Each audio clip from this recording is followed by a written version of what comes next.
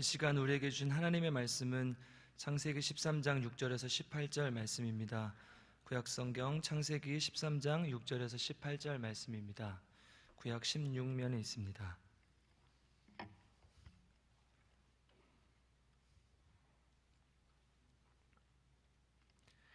하나님의 말씀을 경청하십시오. 그 땅이 그들이 동거하기에 넉넉하지 못하였으니 이는 그들의 소유가 많아서 동거할 수 없었음이니라. 그러므로 아브라함의 가축의 목자와 롯의 가축의 목자가 서로 다투고 또 가나안 사람과 브리스 사람도 그 땅에 거주하였는지라. 아브라함이 롯에게 이르되 우리는 한 친족이라 나나 너나 내 목자나 내 목자나 서로 다투게 하지 말자. 내 앞에 온 땅이 있지 아니하냐. 나를 떠나가라. 내가 좌하면 나는 우하고 내가 우하면 나는 좌하리라.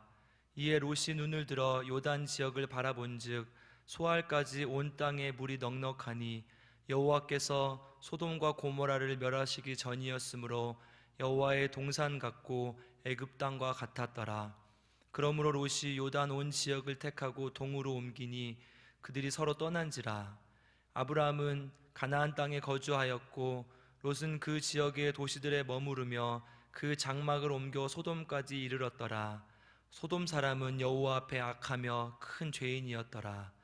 롯이 아브라함을 떠난 후에 여호와께서 아브라함에게 이르시되 너는 눈을 들어 너 있는 곳에서 북쪽과 남쪽 그리고 동쪽과 서쪽을 바라보라. 보이는 땅을 내가 너와 내 자손에게 주리니 영원히 이르리라. 내가 내 자손이 땅의 티끌 같게 하리니 사람이 땅의 티끌을 능히 셀 수 있을진데 내 자손도 세리라. 너는 일어나 그 땅을 종과 횡으로 두루 다녀보라. 내가 그것을 내게 주리라. 이에 아브라함이 장막을 옮겨 헤브론에 있는 마므레 상수리 수풀에 이르러 거주하며 거기서 여호와를 위하여 제단을 쌓았더라. 이것은 하나님의 말씀입니다. 아멘. 오늘부터 3주간은 아비의 신앙이라는 주제로 하나님 말씀을 나누게 될 것입니다. 우리는 2020년 주제를 청년의 신앙으로 거듭나는 교회라고 잡았는데 이건 요한 1서 2장의 말씀을 근거로 합니다. 요한 1서 2장에 보면 세 종류의 사람이 요한의 공동체에 있었죠. 하나는 신앙의 초보를 겪고 있는 아이들, 그 다음에 청년들, 그 다음에 장성한 신앙을 가진 아비들이 등장을 합니다. 오늘은 그 아비들의 신앙이 무엇인가를 생각해 보고자 합니다. 요한일서 2장은 그들이 태초부터 계신 이를 알았던 자들이다 이렇게 설명을 하거든요. 과연 태초부터 계신 이를 아는 신앙, 이 아비들의 신앙, 장성한 자의 신앙, 이것이 무엇인가를 함께 생각하면서 오늘은 그 첫 번째 시간으로 태초부터 계신 이를 아는 자라는 제목으로 하나님 말씀을 함께 나누어 보겠습니다. 요즘 같은 시절에 우리가 읽어봐야 하는 책이 한 권 있다면 저는 제라드 다이아몬드의 총, 균, 쇠라고 하는 책이라고 생각합니다. 역사를 보는 관점을 총, 균, 쇠라는 관점으로 역사를 해석하고 있는 굉장히 중요한 책 중에 하나입니다. 이 책에 보면 식량 생산의 기원이라는 챕터가 있습니다. 인간이 식량을 어떻게 생산했는가에 대한 내용을 다루고 있는데요, 이렇게 설명을 합니다. 인간은 야생동식물을 채집하다가 이 야생동식물을 가축화 그리고 작물화를 시작하면서 생산하기 시작했다. 그러면서 식량을 생산했다 이렇게 말합니다. 그런데 식량 생산할 수 있는 가축들은 모든 다 야생동물이 되는 것이 아니다. 독이 없어야 하고 채집이 수월해야 하고 사냥하기에 위험이 없어야 한다. 그래서 고대로부터 5종류의 동물들을 가축으로 삼았다 이렇게 말합니다. 이게 뭐냐면 양, 염소, 소, 돼지, 말 이렇게 5가지입니다. 이걸 인간이 식량 생산을 위해 사용한 가축화하고 있는 동물들인데 일정한 토지 안에서 과거에 채집할 때는 0.1% 정도를 했다면 이제는 90% 정도의 생산을 해낼 수 있는 그런 인간이 만든 식량 생산이다, 이렇게 이야기합니다. 그런데 그러면서 인간은 목축민과 농경민이 등장하게 됩니다. 점점 인구들은 조밀화되고 도시화된다, 이렇게 설명합니다. 그런데 인구의 조밀화와 도시화는 세균에게 행운을 안겨다 준다, 이렇게 설명합니다. 원래 유행하는 병들은 아무 동물이나 발현하는 것이 아닙니다. 예를 들면 균이 있으면 그 균은 하나의 동물에게만 해당이 되는 거죠. 그것은 인간에게 해당되는 게 아니란 말입니다. 그런데 인간이 조밀하게 살아가면서 그것이 인간에게도 영향을 주게 되는 겁니다. 자, 예를 들어 보겠습니다.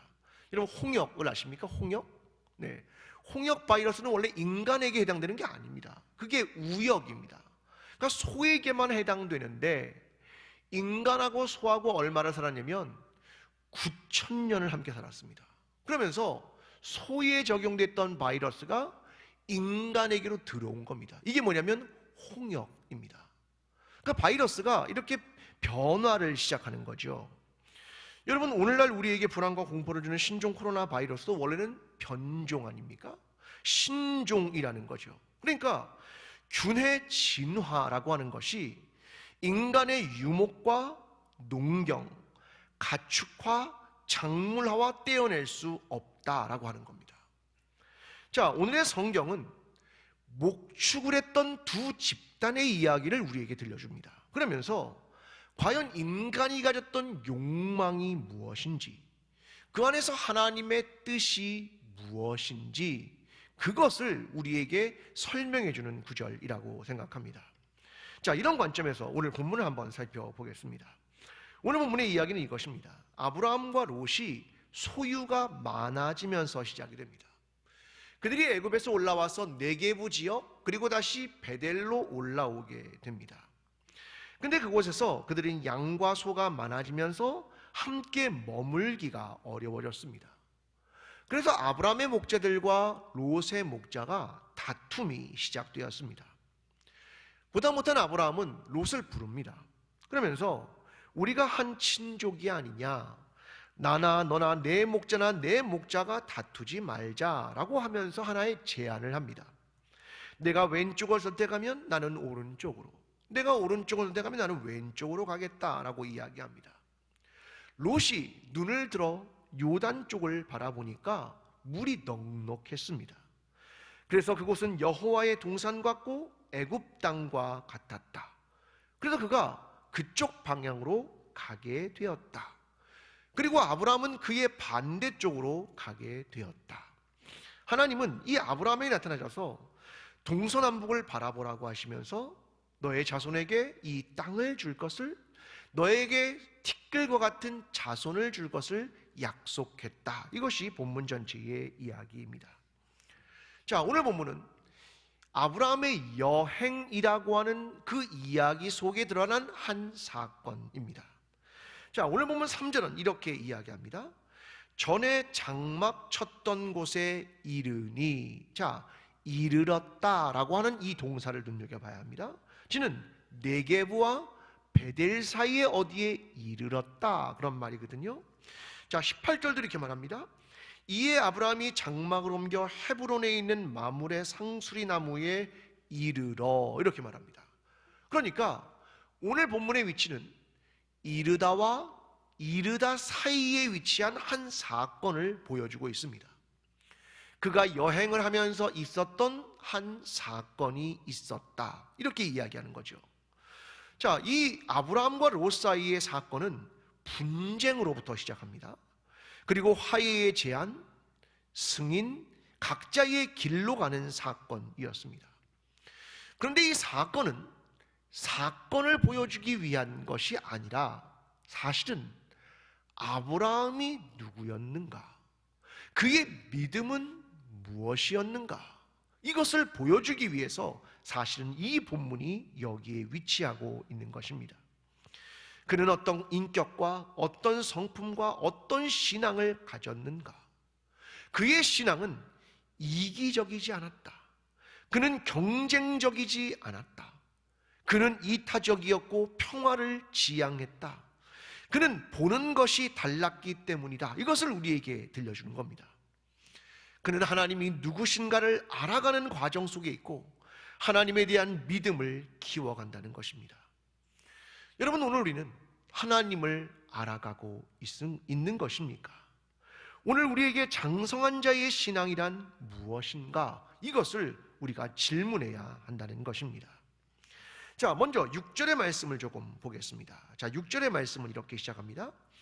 그 땅이 그들이 동거하기에 넉넉하지 못하였으니 이는 그들의 소유가 많아서 동거할 수 없었습니다. 자, 아브라함과 롯이 애굽으로에서 올라옵니다. 그들은 은과 금과 양과 소와 장막이 풍족했다, 이렇게 기록을 합니다. 근데 그들은 유목민입니다. 그러니까 뭐가 필요합니까? 목초지가 필요한 거 아닙니까? 땅이 필요한 겁니다. 근데 그들이 가지고 있는 것이 너무나 많은 거죠. 또한 여기서는 장막이라는 말을 사용합니다. 이 장막이라는 말은 뭐냐면 텐트를 쳤다는 단순한 말이 아니라 그들에겐 집단이 있었다는 겁니다. 학자들은 약 20명에서 30명의 집단을 형성했을 것이라고 이야기합니다. 그러니까 유목민이니까 목초지가 필요하고 그들이 집단이니까 많은 사람이 살아갈 수 있는 땅이 필요한 것입니다. 이 둘 사이에 한 곳에서 영향을 받을 수 없으니 둘이 다툼이 시작된 것입니다. 여러분, 땅이 작고 사람이 많으면 다툼이 시작되는 건 너무나 당연한 일 아니겠습니까? 오늘 보면 7절은 이렇게 말합니다. 그러므로 아브라함의 가축의 목자와 롯의 가축의 목자가 서로 다투고 또 가나안 사람과 브리스 사람도 그 땅에 거주하였는지라. 자, 이 말은 뭐냐면 그 땅에 가나안 사람도 브리스 사람도 있다. 이 말은 큰 집단도 다르지 않다. 이러한 다툼은 대단히 일반적인 것이다. 이렇게 설명하고 있는 겁니다. 그런데 여기서 문제는 이 일반성에 있는 것이 아니라 롯과 아브라함의 관점의 차이가 있다는 것을 보여줍니다. 자, 10절은 이렇게 말합니다. 이에 롯이 눈을 들어 요단 지역을 바라본즉 소알까지 온 땅에 물이 넉넉하니 여호와께서 소돔과 고모라를 멸하시기 전이었으므로 여호와의 동산 같고 애굽 땅과 같았더라. 자, 롯이 눈을 들어 봤다. 이 말은 그가 선택했다, 그가 무언가를 결정했다, 이런 말입니다. 자, 눈을 들어 봤다는 말은 뭘 선택했다는 말인데 뭘 따라서 결정한 겁니까? 물이 얼마나 넉넉하냐, 이것을 보게 된 것입니다. 자, 그래서 물이 많은 곳이 어디냐면 애굽이거든요. 나일강이 있지 않았습니까? 그러니까 애굽 같았다, 이렇게 설명하는 거고요. 보기에 좋았다, 이 말을 위해서 여호와의 동산 같고 라고 말하는 겁니다. 여러분, 롯의 선택이 나쁜 겁니까? 아니요, 일반적인 겁니다. 다르지 않습니다. 그런데 창세기의 저자는 독자들의 이해를 돕는 해석을 여기에 답니다. 여호와께서 소돔과 고모라를 멸하시기 전이었으므로, 자, 저 말은 후대에 일어날 일 아닙니까? 아직 일어나지 않은 후대에 일어난 일을 독자들은 알고 있다, 이것을 미리 기록하고 있는 겁니다. 뭘 설명하고 싶었냐면 그가 결정한 땅의 성격을 설명하고 싶었습니다. 결국 소돔이라고 하는 땅이 어떤 성격이냐를 너희도 알고 있다, 이것을 말하는 것입니다.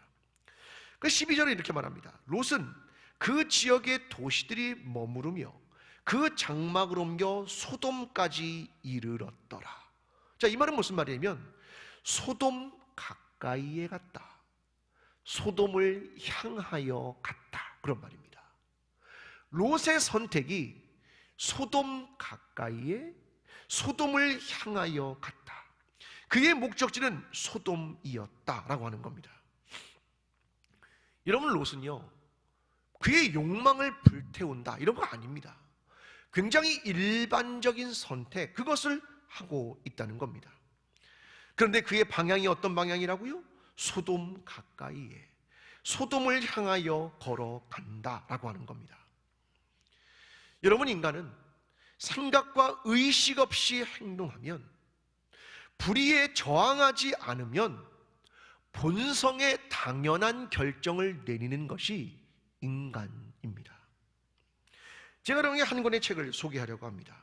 한스 게르크의 호이젤의 뇌, 욕망의 비밀을 풀다라고 하는 책입니다. 자, 이 책은 무슨 책이냐면 신경 마케팅에 대한 책입니다. 자, 신경 마케팅이 뭐냐, 이런 겁니다. 고객이 어떤 물건을 구매하는 데 있어서 뇌 속에서 어떤 역동이 일어나는가를 보려는 겁니다. 그래서 물건을 많이 팔고 싶은 사람들이 인간의 뇌를 연구해서 마케팅을 하겠다라고 하는 것을 연구하는 분야가 신경 마케팅이라는 겁니다. 자, 제가 이걸 간단히 여러분에게 설명해 보겠습니다. 인간의 뇌에는 세 가지의 시스템이 있답니다. 첫 번째는 뭐냐면 위험을 피하고 안전과 안정을 중시하는 균형 시스템이 하나 있습니다. 두 번째 시스템은 즐거움의 탐색과 짜릿함을 추구하는 자극 시스템이 있습니다. 세 번째는 경쟁을 통한 승리감과 지위를 추구하는 지배 시스템이 있다, 이렇게 설명합니다. 근데 저 안정과 자극과 지배를 하는 시스템이 뇌 안에서 권력 투쟁을 하는 겁니다. 그러면서 나는 어떤 물건을 살 것인가, 이걸 선택을 한다는 거죠. 자, 이제 설명을 좀 해보겠습니다. 자, 저 시스템이 움직이는데 저 시스템이 하나도 자극받지 않는 구매가 있습니다. 자, 뭐냐면 이런 겁니다. 뇌를 지루하게 만드는 상품인데요, 일반적인 필수품입니다. 화장지, 청소용품, 이런 걸 구매합니다. 여러분, 화장지, 청소용품 볼 때 기준이 뭡니까? 구입하는 기준이 뭡니까? 가격이죠. 그죠? 여러분, 브랜드를 봅니까? 화장지 집을 때 브랜드 보나요? 청소용품 살 때 브랜드 봅니까? 아닙니다. 이건 그냥 저렴한 거면 아무거나 골라서 잡습니다. 자, 그런데 달라지는 것들이 있습니다. 뇌에 있는 균형과 자극과 지배를 활성화하는 상품들이 있습니다. 이게 활성화되면 기꺼이 돈을 낸단 말입니다. 예를 들면 패션 제품, 비타민, 가전제품, 케어 제품, 이것은 점점 뭐를 봅니까? 브랜드를 봅니다. 돈을 더 쓰게 된단 말입니다. 뇌를 유혹하는 상품이 있습니다. 이건 뭐냐면 뇌를 강하게 활성화시킵니다.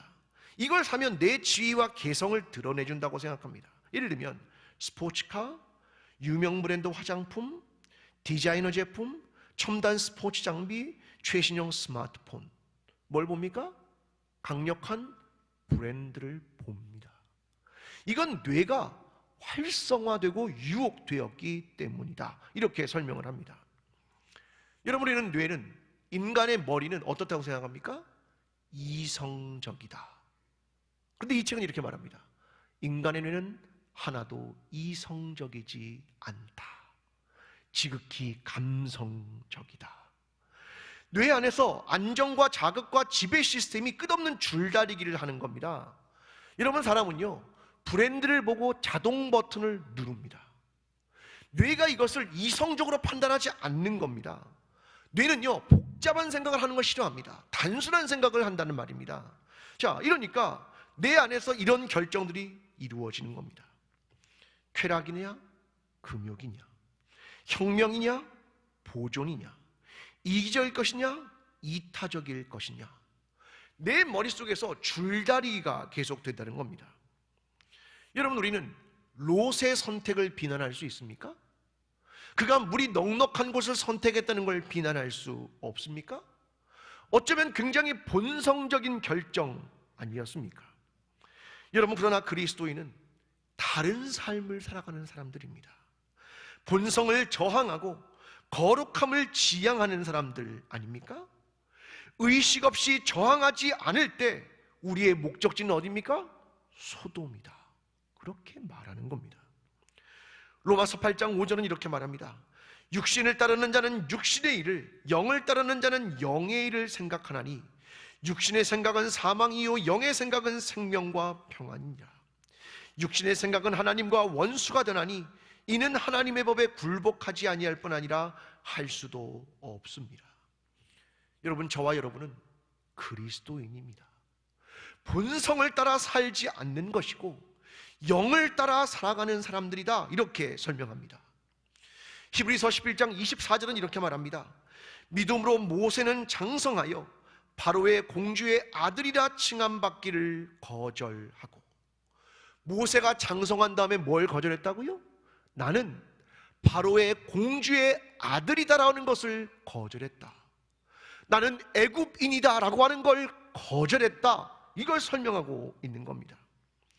여러분, 그리스도인은 본성을 거절하는 사람들입니다. 오늘 저와 여러분의 삶이 당연함과 본성과 육신에 저항하고 이 세상과 시대에 순응하는 것이 아니라 하나님의 영의 생각과 하나님의 법이 무엇인지를 생각하며 성령을 따라 살아가는 저와 여러분의 삶이 되기를 간절히 기도합니다. 자, 아브라함의 제안이 시작됩니다. 아브라함과 롯 사이의 갈등을 해결하기 위해 하나의 제안을 합니다. 8절입니다. 아브라함이 롯에게 이르되 우리는 한 친족이라 나나 너나 내 목자나 내 목자나 서로 다투게 하지 말라. 그 관심과 목적은 분명하다.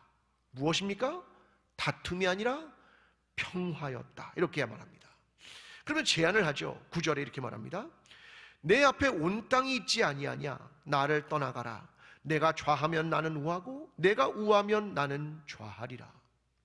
자, 내가 왼쪽으로 대가면 나는 오른쪽으로 갈 것이고 내가 오른쪽으로 대가면 나는 왼쪽으로 갈 것이다, 이걸 이야기하는 겁니다. 여러분, 아브라함이 갖는 태도를 봐야 합니다. 자, 아브라함은 롯과의 관계가 삼촌과 조카란 말입니다.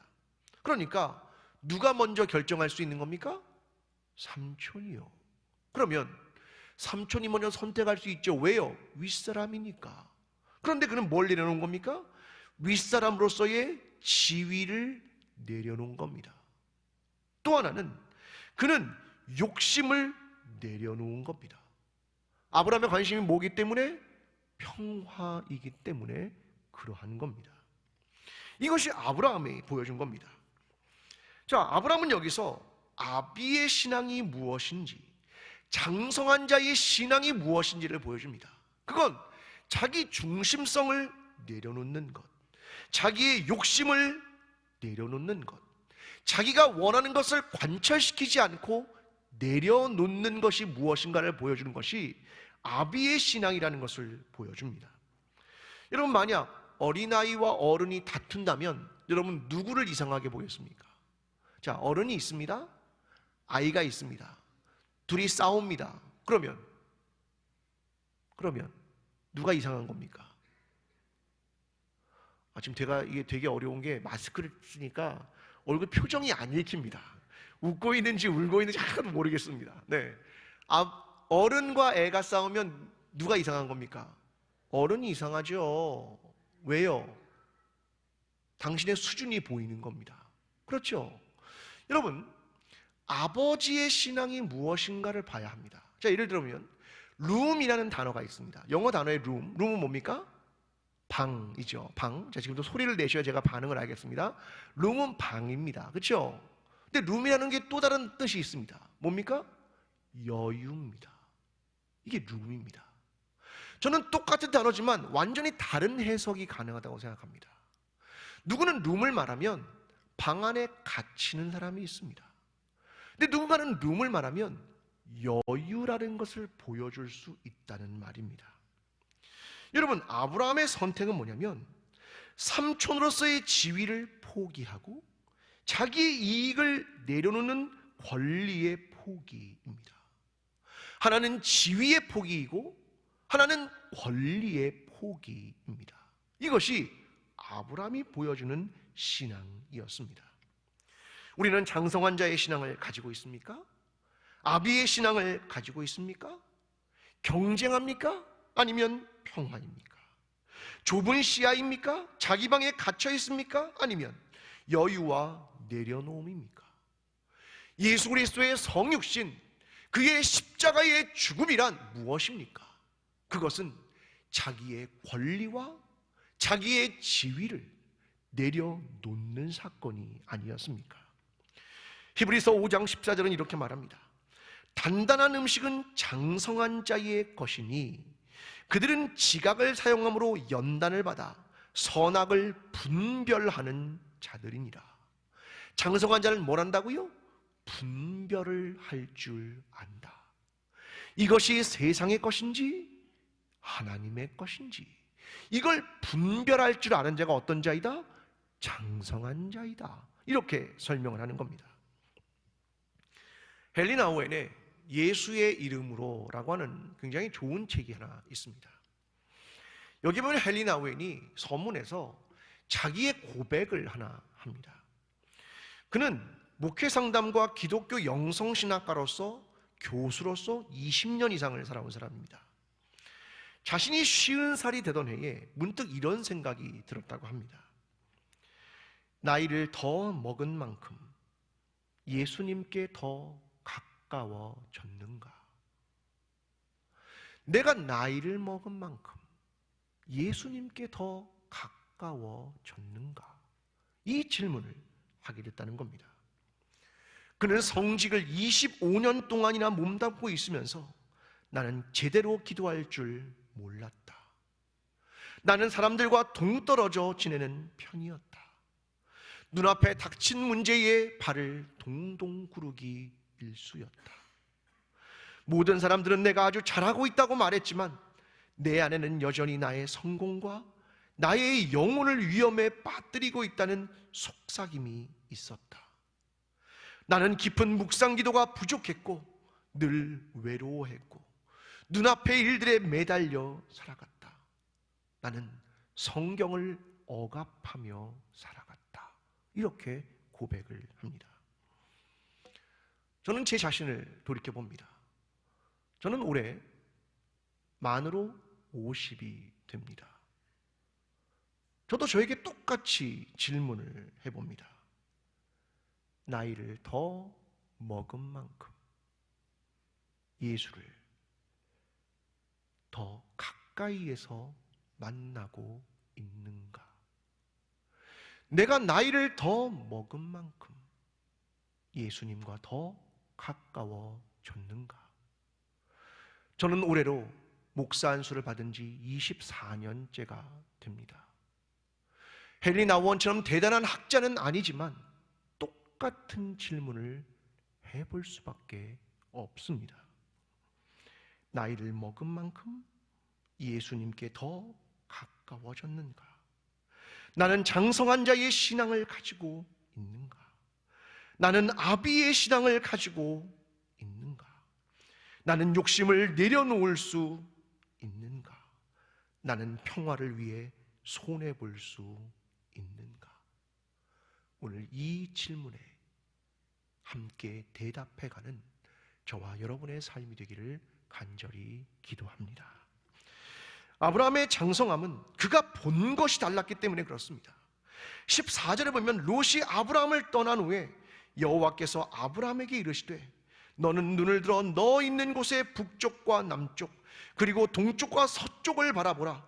보이는 땅을 내가 너와 네 자손에게 주리니 영원히 이르리라. 롯도 봤습니다. 그리고 아브라함도 봤습니다. 그런데 보는 게 달랐습니다. 하나님은 구체적인 땅을 아브라함에게 보여주십니다. 본래 아브라함은 하나님의 지시함을 받고 갈대아 우르에서 나왔습니다. 히브리서 11장 8절은 이렇게 말합니다. 그는 갈 바를 알지 못하고 갔다. 어느 땅인지도 알지 못하고 갔다. 그렇게 이야기합니다. 그런데 이제 여기에 와서 베델 근처에서 보니 눈에 한 걸음 보인 겁니다. 저 땅이야. 하나님이 그에게 보여주신 겁니다. 구체적으로 말입니다. 그런데 아직 보여주지 않은 이야기도 합니다. 16절 내가 내 자손이 땅에 티끌 같게 하리니 아직 자녀가 없었습니다. 그런데 하나님은 자녀에 대한 약속을 미래의 시간 속의 숙제로 남겨주십니다. 이것이 내가 믿음을 가져야 하는 이유다 말씀하십니다. 하나님은 저와 여러분의 삶에 구체적으로 한 걸음 앞을 보여주는 것들이 있습니다. 아직 얻지 못한 땅이지만 눈으로 보여주는 곳이 있습니다. 그리고 어떤 것은 아예 보여주지 않는 곳도 있습니다. 그때 너의 믿음은 무엇이냐? 그걸 우리에게 묻고 있는 것입니다.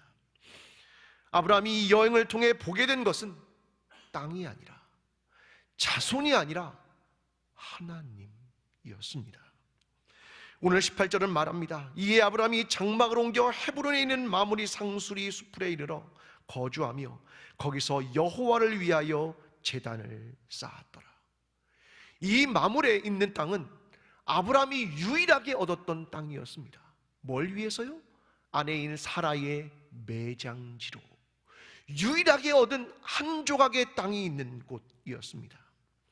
그는 그 막벨라 굴 하나를 샀을 뿐입니다. 그러나 그는 거기서 하나님을 보았습니다. 하나님의 언약을 믿음으로 또다시 길을 걸어가게 됩니다. 오늘 그리스도인인 저와 여러분은 무엇을 보고 있습니까? 눈앞의 현상입니까? 아니면 눈앞의 이익입니까? 하나님을 믿으며 신앙을 갖는 것, 그것이 아니겠습니까? 우리는 장성할 만큼의 시간이 흘렀습니다.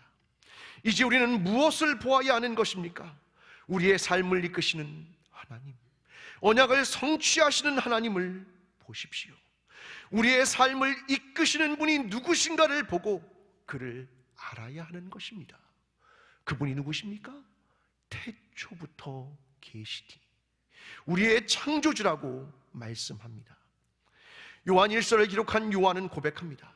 내가 태초부터 계신 이 하나님, 그 예수 그리스도로부터 말씀을 들었고 눈으로 보았고 자세히 보았고 손으로 만졌다.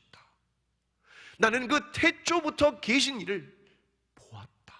그 이야기를 합니다. 그들은 어떤 삶을 살아야 하는 것입니까? 요한일서 2장 15절부터 17절은 이렇게 말합니다. 이 세상이나 세상에 있는 것들을 사랑하지 말라. 누구든지 세상을 사랑하면 아버지의 사랑이 그 안에 있지 아니하니 이는 세상에 있는 모든 것이 육신의 정욕과 안목의 정욕과 이생의 자랑이니 다 아버지로부터 온 것이 아니요 세상으로부터 온 것이라. 이 세상도 그 정욕도 지나가되 오직 하나님의 뜻을 행하는 자는 영원히 거하느니라. 그리스도인 여러분, 세상을 사랑하지 말고 오직 하나님만을 바라보며 하나님을 알고 하나님을 사랑하며 하나님의 뜻을 행함으로 하나님과 함께 영원히 거하게 되는 저와 여러분의 삶이 되기를 간절히 축원합니다. 기도하겠습니다. 사랑하는 하나님 아버지, 오늘 우리는 우리의 본성을 따라 살아갑니다. 본성에 저항하지 않고 살아갑니다. 하나님, 우리의 눈을 들어 하나님을 보게 하여 주시고 하나님의 뜻이 어디 있는가를 보게 하여 주시고 세상의 것을 내려놓고 자기의 욕심과 자기의 자리를 내려놓고 온전히 하나님만을 바라보며 나아가는 장성한 자의 신앙, 아비의 신앙으로 성장해가는 우리 모두가 될 수 있도록 주님 은혜를 더하여 주시옵소서. 예수 그리스도의 이름으로 기도합니다. 아멘. 사랑하는 광주제일교회 성도 여러분, 본성을 따라 살지 마십시오. 세상의 당연함에 저항하십시오. 성령을 따라 사십시오. 하나님 나라의 가치와 평화를 향해 자기의 자리와 이익을 내려놓으십시오. 그 길에서 우리의 창조자를 바라보십시오. 세상과 정욕은 지나갈 것이며 오직 하나님의 뜻을 행하는 자는 영원히 거하게 될 것입니다. 이제는 우리를 위해 하늘의 보좌를 내려놓으시고 이 땅에 오신 예수 그리스도의 은혜와 태초부터 계신 이인 하나님의 사랑과 오늘도 우리의 길을 인도하시는 성령님의 교통하심이 하나님을 바라보며 믿음을 가지고 하나님의 뜻을 분별하며 용기 있게 아비의 신앙으로 살아가기를 소원하는 여기에 머리 숙인 모든 하나님의 백성들 머리 위에, 평화를 갈망하는 광주 제1교회 위에, 안전과 회복을 고대하는 나라와 온 세계 위에 지금부터 영원까지 함께 하시기를 간절히 축원하옵나이다. 아멘.